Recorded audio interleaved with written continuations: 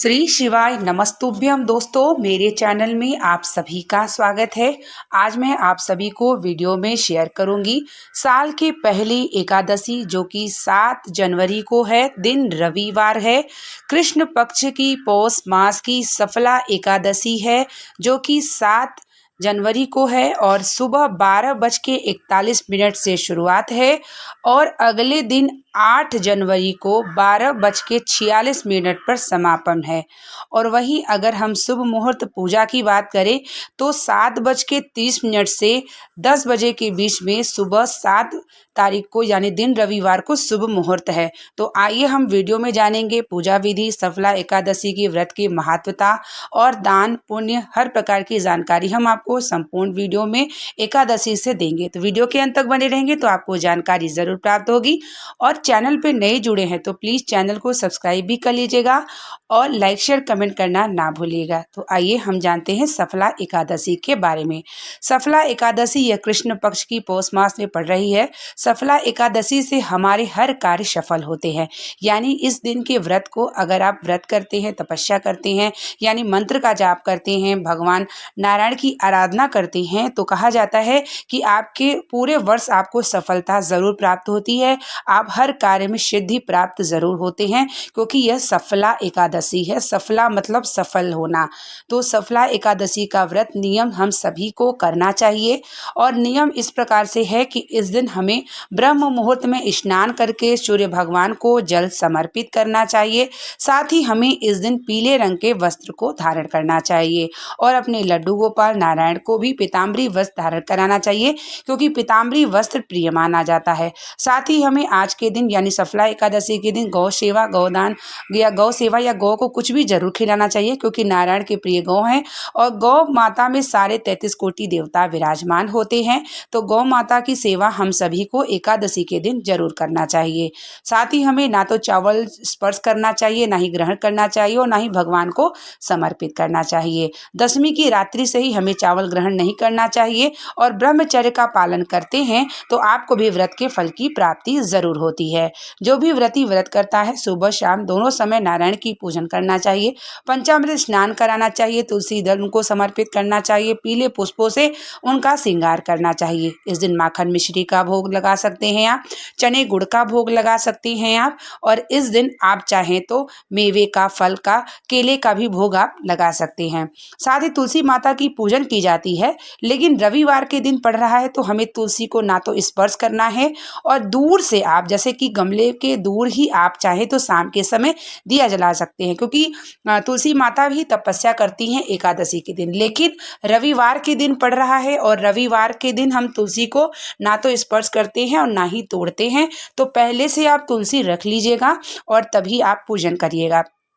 तुलसी शालिग्राम से एकदम ऊपर हमेशा होना चाहिए, यानी जब ये स्नान कराते हैं तो भी तुलसी 1 मिनट के लिए भी अलग नहीं होनी चाहिए।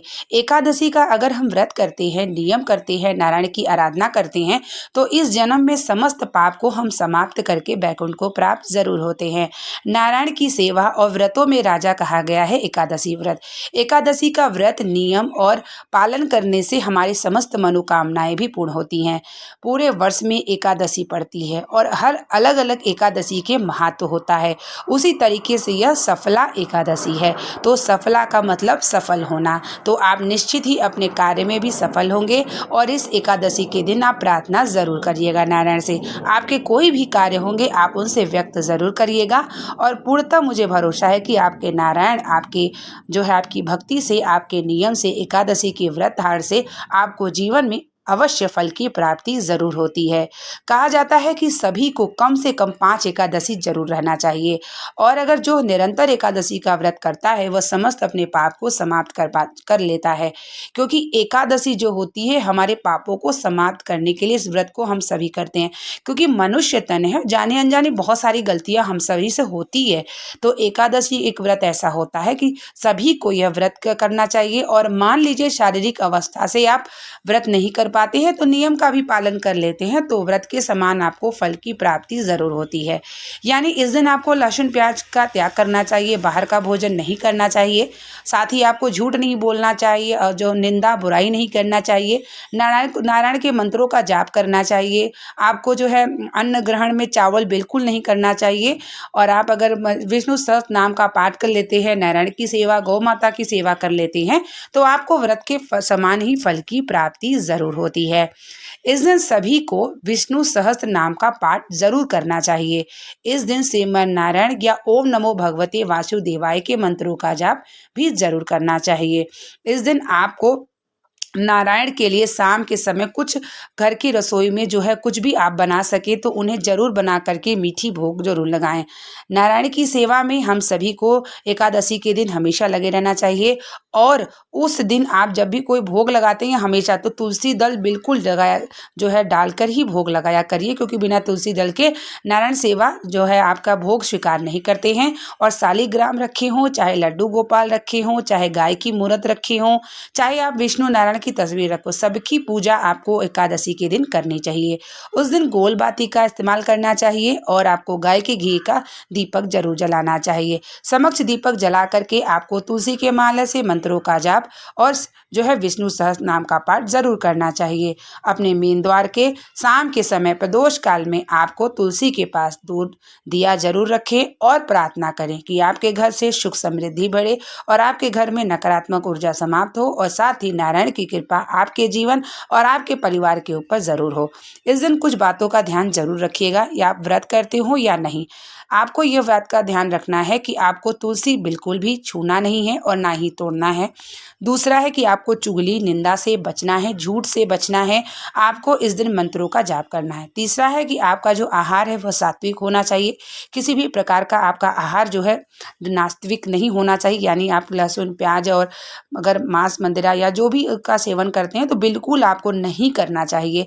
अगर आप कर लेते हैं तो आपको कई सारे पाप लग जाते हैं। इस दिन गौ माता का जो है अनादर बिल्कुल नहीं करना चाहिए। अगर आपके गौ जो है गेट पे आ जाती हैं तो ये मान लीजिएगा कि भगवान की कृपा आपके ऊपर हो चुकी है।